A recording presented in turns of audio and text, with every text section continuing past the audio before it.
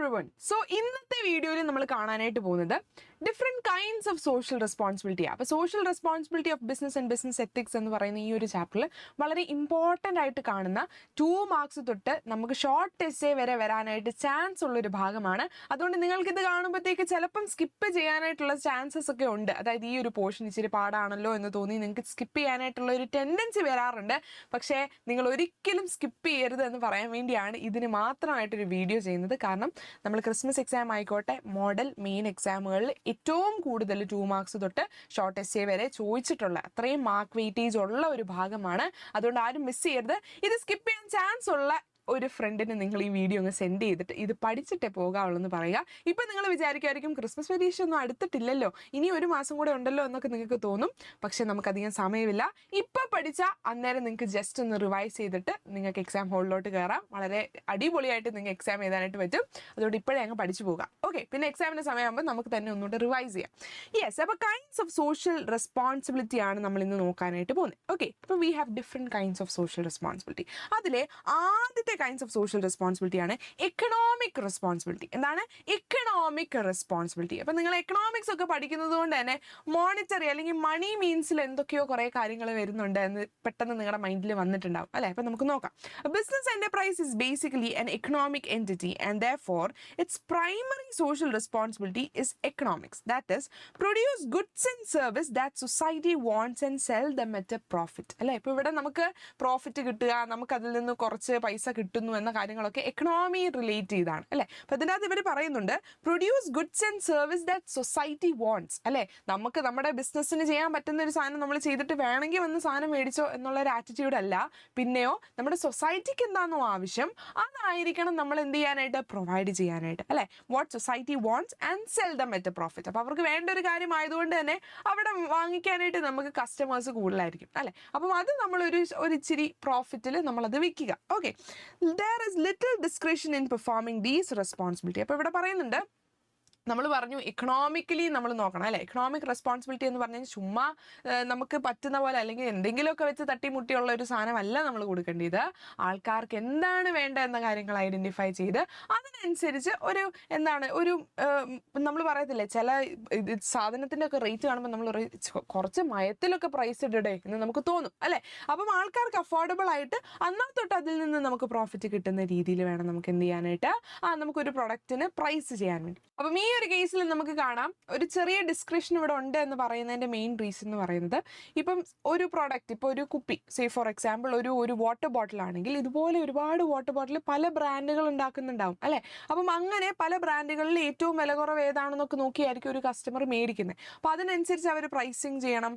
അതുപോലെ തന്നെ അവരുടെ സാധനങ്ങളുടെ ക്വാളിറ്റി ആയിക്കോട്ടെ, ഇതെല്ലാം ആൾക്കാർ ഒബ്സർവ് ചെയ്തിട്ടാണ് ചെയ്യുന്നത്. അതുകൊണ്ട് തന്നെയാണ് ഇവിടെ പറയുന്നത് എന്താണ് produce goods and service that society wants and cell dum at A profit അല്ലേ?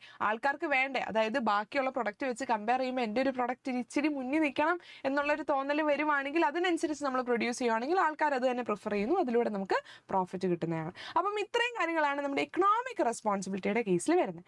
രണ്ടാമത്തെ പോയിന്റാണ് ലീഗൽ റെസ്പോൺസിബിലിറ്റി. ഇപ്പം നമ്മൾ പറയും എന്തെങ്കിലും ഒരു കാര്യമാണെങ്കിൽ ഞാൻ പോയി കേസ് കൊടുക്കും അല്ലെങ്കിൽ ഞാൻ ലീഗലി മൂവ് ചെയ്യും എന്ന് പറയുന്നത് എന്താണ്, അവിടെ ഒരു ലോയുടെ ഒരു ഹെൽപ്പ് വരുന്നുണ്ട് അല്ലേ?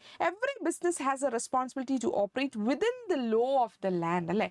നമ്മുടെ ഈ ഇന്ത്യ എന്ന് പറയുന്ന മഹാരാജ്യത്ത് കുറച്ച് റൂൾസ് ആൻഡ് റെഗുലേഷൻസ് കൊടുത്തിട്ടുണ്ട് അല്ലേ? നമുക്ക് കോൺസ്റ്റിറ്റ്യൂഷൻ മാത്രമല്ല, നമുക്ക് ഓരോ പ്രൊഡക്ട്സും പ്രൊഡ്യൂസ് ചെയ്യുമ്പോഴും അല്ലെങ്കിൽ ഈ മാർക്കറ്റിങ്ങിൻ്റെ ആയിക്കോട്ടെ അല്ലെങ്കിൽ എന്താണ് ഇതുപോലത്തെ ഓരോ കാര്യങ്ങൾ പ്രൊഡ്യൂസ് ചെയ്യുന്നതിൻ്റെ ആയിക്കോട്ടെ, അതിനൊക്കെ ഓരോ റൂൾസ് ആൻഡ് റെഗുലേഷൻസ് ഉണ്ട്. ഇത്രയും എന്താണ് ഓരോരോ ബേബി പ്രൊഡക്ട്സ് യൂസ് ചെയ്യുവാണെങ്കിലും അല്ലെങ്കിൽ കോസ്മെറ്റിക്സ് യൂസ് ചെയ്യുവാണെങ്കിലും ഇന്ന പ്രൊഡക്ട്സ് മാത്രമേ നമുക്ക് യൂസ് ചെയ്യാൻ പറ്റത്തുള്ളൂ, അല്ലെങ്കിൽ ഇന്ന കണ്ടൻസ് മാത്രമേ നമുക്ക് അതിൻ്റെ അകത്ത് ആഡ് ചെയ്യാൻ പറ്റത്തുള്ളൂ. ചില കണ്ടൻസ് ഒക്കെ ബാൻഡ് ആയിട്ടുള്ളതുണ്ട്. അതെല്ലാം നമ്മൾ ഫോളോ അപ്പ് ചെയ്യേണ്ടതായിട്ടുണ്ട് അല്ലേ? Since these laws are meant for the good of the society, a law-abiding enterprise is socially responsible enterprise as well. അപ്പോൾ ഇവിടെ പറയുന്നുണ്ട് അവർ ചെയ്യരുത് എന്ന് പറയുന്ന കാര്യം ചെയ്യുന്നതിലാണോ കാര്യം? അല്ല, അത് ചെയ്യാതിരിക്കുക.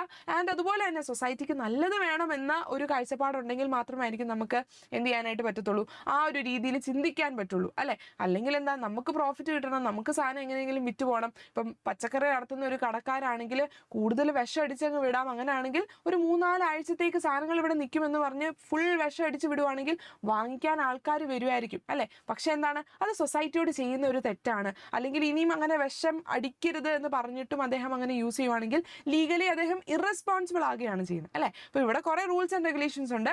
അതൊക്കെ നമ്മൾ എന്ത് ചെയ്യുക, ഈ ബിസിനസിന്റെ കേസിൽ നമ്മൾ ഫോളോ അപ്പ് ചെയ്യുക. അങ്ങനെ ഫോളോ അപ്പ് ചെയ്യുകയാണെങ്കിൽ സോഷ്യലി റെസ്പോൺസിബിൾ ആണ് എന്ന് നമുക്ക് പറയാനായിട്ട് സാധിക്കും. ഓക്കെ, സോഷ്യലി റെസ്പോൺസിബിൾ ആണ്, ഇറസ്പോൺസിബിൾ അല്ല, റെസ്പോൺസിബിൾ ആവുക. മൂന്നാമത്തെ പോയിന്റ് ആണ് എത്തിക്കൽ റെസ്പോൺസിബിലിറ്റി. ഇത് എപ്പോഴും 2 മാർക്സിന് എപ്പോഴും ചോദിക്കുന്നതാണ്. വാട്ട് ഈസ് എത്തിക്കൽ റെസ്പോൺസിബിലിറ്റി എന്ന് ചോദിക്കാറുണ്ട്. അപ്പോൾ അതുകൊണ്ട് നിങ്ങൾ പഠിച്ചിട്ടേ പോകാവുള്ളൂ കേട്ടോ. This includes the behaviour of the firm that is expected by the society but not confined in the law. അതായത് ചില കമ്പനികൾ, അല്ലെങ്കിൽ ഇപ്പം ഒരു സൊസൈറ്റിയിൽ, എൻ്റെ ഒരു സൊസൈറ്റിയിൽ ഒരു കമ്പനി ഉണ്ട്.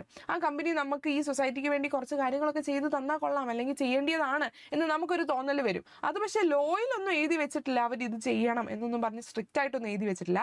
പക്ഷേ അത് ചെയ്യണം എന്നുള്ളൊരു എക്സ്പെക്ടേഷൻ സൊസൈറ്റിയിൽ നിന്ന് വരുന്നതായിരിക്കും. For example, respecting the religious sentiments and dignity of people while advertising for the product. ഇവിടെ ഒരു എക്സാമ്പിൾ പറയുന്നുണ്ട്, റിലീജിയസ് സെന്റിമെന്റ്സ് കൺസിഡർ ചെയ്യുക അല്ലെ. ഒരു റിലീജിയനെയും താത്തിക്കെട്ടുകയോ അല്ലെങ്കിൽ അവരെ മാറ്റി നിർത്തുകയോ ഒന്നും ചെയ്യരുത്. അവരുടെ ആ ഒരു എന്താണ്, എല്ലാവരെയും ഈക്വലി കാണുന്ന രീതിയിൽ വേണം അവർ അഡ്വർടൈസ്മെന്റ്സ് കൊടുക്കാൻ അല്ലെ. ചില അഡ്വർടൈസ്മെന്റ്സ് ഒക്കെ ബാൻ ആവുന്നതിന്റെ മെയിൻ റീസൺ ഈ ഇതുപോലെ എത്തിക്കൽ റെസ്പോൺസിബിലിറ്റി കീപ്പ് ചെയ്യാത്തത് കൊണ്ടാണ്. അപ്പം എത്തിക്കലി റെസ്പോൺസിബിൾ ആകുക. അപ്പം ഇതിന്റെ ഒരു എക്സാമ്പിൾ കാണിച്ചിട്ട് ചിലപ്പോൾ 1 മാർക്കിന് ചോദിക്കാം. ഇതിന്റെ ഈ ഒരു എക്സാമ്പിൾ പറയുവേ, respecting the religious sentiments and dignity of people while advertising for a product. ഇത് ഏത് റെസ്പോൺസിബിലിറ്റിയിലാണ്, കൈൻഡ് ഓഫ് റെസ്പോൺസിബിലിറ്റിയിലാണ് വരുന്നത് എന്ന് ചോദിക്കും. അത് എത്തിക്കൽ റെസ്പോൺസിബിലിറ്റിയാണ്. ഓക്കെ, റിലീജിയസ് ആസ്പെക്ട്സിൽ അല്ലെങ്കിൽ അവരുടെ റിലീജിയസ് സെന്റിമെന്റ്സ് നമ്മൾ മനസ്സിലാക്കി അതിനനുസരിച്ചുള്ള അഡ്വർടൈസ്മെന്റ്സ്, പ്രോഡക്ട്സ് ഒക്കെ നമ്മൾ കൊടുക്കുന്നതിനെയാണ് എത്തിക്കൽ റെസ്പോൺസിബിലിറ്റി എന്ന് പറയുന്നത്. നമ്മൾ 3 പോയിന്റ് കണ്ടു. 4ാമത്തെ പോയിന്റ് ആണ് ഡിസ്ക്രിഷണറി റെസ്പോൺസിബിലിറ്റി. ഇതും ഇമ്പോർട്ടൻ്റ് ആണ്. 1-2 മാർക്സിനൊക്കെ എപ്പോഴും ക്വസ്റ്റ്യൻസ് വന്നിട്ടുണ്ട്. എന്താണ് ഡിസ്ക്രിഷണറി റെസ്പോൺസിബിലിറ്റി? ഡിസ്ക്രിഷൻ എന്ന് പറയുമ്പോൾ ഡി വെച്ച് തന്നെ ഡൊണേഷൻ, നമ്മൾ ചാരിറ്റി കൊടുക്കുക അല്ലെങ്കിൽ ഡൊണേഷൻ കൊടുക്കുക എന്ന കാര്യങ്ങളൊക്കെ ഒന്ന് ഓർത്തിരുന്നാൽ മതി കേട്ടോ. ജസ്റ്റ് ഒരു കോഡാണ്. ഡി ഡിസ്ക്രിഷണറി വരുമ്പോൾ എന്താണ്, നമ്മൾ ഡൊണേഷൻ അല്ലെങ്കിൽ ചാരിറ്റി എന്ന കാര്യം ഒന്ന് ഓർത്താൽ മതി. സേവനം അല്ലെ. This refers to purely voluntary obligation that is an enterprise assumes for instance providing charitable contribution to educational institution or helping the affected people during flood or earthquakes. അത് ചില കമ്പനീസ് ഒക്കെ, ഇപ്പം ഞാൻ ഈ നമ്മുടെ 2018 ഫ്ലഡ് വരുന്ന സമയത്ത് ഞാൻ കോളേജിൽ പഠിക്കുന്ന ടൈമാണ്. ആ സമയത്ത് ഞങ്ങളായിട്ട് കോളേജിൽ നിന്ന് ഇനിഷ്യേറ്റീവ് എടുത്ത് നമ്മുടെ അടുത്തുള്ള കടകളിലൊക്കെ നമ്മൾ പോയി ചോദിച്ചു. ഇപ്പോൾ ടെക്സ്റ്റൈൽ ഷോപ്സ് ഒക്കെ ആണെങ്കിൽ അവിടെ നിന്ന് കുറച്ച് ഡ്രസ്സൊക്കെ കളക്ട് ചെയ്യുന്നു.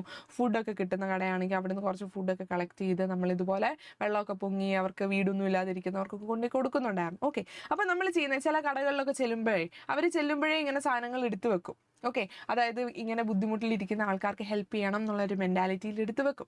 ഓക്കെ, അപ്പോൾ അതാണ് ഇവിടെ പറയുന്നത്. Refers to purely voluntary obligation ആണ്. That an enterprise assume for instance providing charitable contribution ആണ് അല്ലേ. ഇപ്പം ഞാൻ പോയി ആ കടയിൽ നിന്ന് സാധനം മേടിക്കുന്നു, ഞാൻ അവരെ സഹായിക്കാൻ വേണ്ടിയാണത്, അവരിലേക്ക് എത്തിക്കാൻ വേണ്ടിയാണ് മേടിക്കുന്നത് എന്നും പറഞ്ഞ് ഞാൻ മേടിക്കുന്നു. ഇപ്പോൾ ഒരു 10 ഡ്രസ്സ്, ഒരു കുറേ ബ്രെഡ്, അല്ലെങ്കിൽ അവർക്ക് പെട്ടെന്ന് കഴിക്കാൻ പറ്റുന്ന ബിസ്ക്കറ്റ്, ജാമൊക്കെ മേടിച്ചെന്ന് പറഞ്ഞാൽ അവർ പൈസ മേടിക്കില്ല അല്ലേ. അവരതൊരു ചാരിറ്റബിൾ കോൺട്രിബ്യൂഷൻ ആയിട്ടാണ് കാണുന്നത്. ടു എഡ്യൂക്കേഷണൽ ഇൻസ്റ്റിറ്റ്യൂഷൻ ആയിക്കോട്ടെ, അല്ലെങ്കിൽ helping the affected people during floods or earthquakes. ഇതിനെയാണ് ഡിസ്ക്രിഷണറി റെസ്പോൺസിബിലിറ്റി എന്ന് പറയുന്നത്. അപ്പോൾ ഡി എന്ന് കാണുമ്പോഴേ ഓർക്കുക ഡൊണേഷൻ അല്ലെങ്കിൽ ചാരിറ്റി എന്ന് ഓർക്കുക. മാറിപ്പോകരുത് കേട്ടോ, ഇത് രണ്ടും മാറിപ്പോകരുത്. എത്തിക്കൽ റെസ്പോൺസിബിലിറ്റിയും ഡിസ്ക്രിഷണറി റെസ്പോൺസിബിലിറ്റിയും മാറാൻ ചാൻസ് ഉള്ളതാണ്. അതുകൊണ്ടാണ് അവർ ഈ 2 മാർക്സിനും 1 മാർക്സിനും ഒക്കെ ഇങ്ങനത്തെ ക്വസ്റ്റ്യൻസ് ഇടുന്നത്. അതുകൊണ്ട് മാറിപ്പോകരുത്.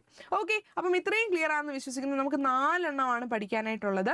അപ്പം എക്കണോമിക് റെസ്പോൺസിബിലിറ്റി ഉണ്ട്, ലീഗൽ റെസ്പോൺസിബിലിറ്റി ഉണ്ട്, എത്തിക്കൽ റെസ്പോൺസിബിലിറ്റി ഉണ്ട്, ലാസ്റ്റ് വൺ ഡിസ്ക്രിഷണറി റെസ്പോൺസിബിലിറ്റി ഉണ്ട്. അപ്പോൾ കൈൻഡ്സ് ഓഫ് നമ്മുടെ സോഷ്യൽ റെസ്പോൺസിബിലിറ്റിയുടെ ഭാഗത്ത് 4 പോയിന്റും പഠിച്ചിട്ട് പോകുക. 4 മാർക്സിന് എക്സ്പ്ലെയിൻ ചെയ്ത് തന്നെ നിങ്ങൾക്ക് എഴുതേണ്ടതായിട്ട് വരും. അപ്പം ഇത്രയും മനസ്സിലായെന്ന് വിശ്വസിക്കുന്നു. അപ്പോൾ ഈ ചാപ്റ്ററിൽ നിന്ന് കൂടുതൽ പുതിയ ടോപ്പിക്സ് ആയിട്ട് അടുത്ത വീഡിയോസിൽ കാണാം. ബൈ.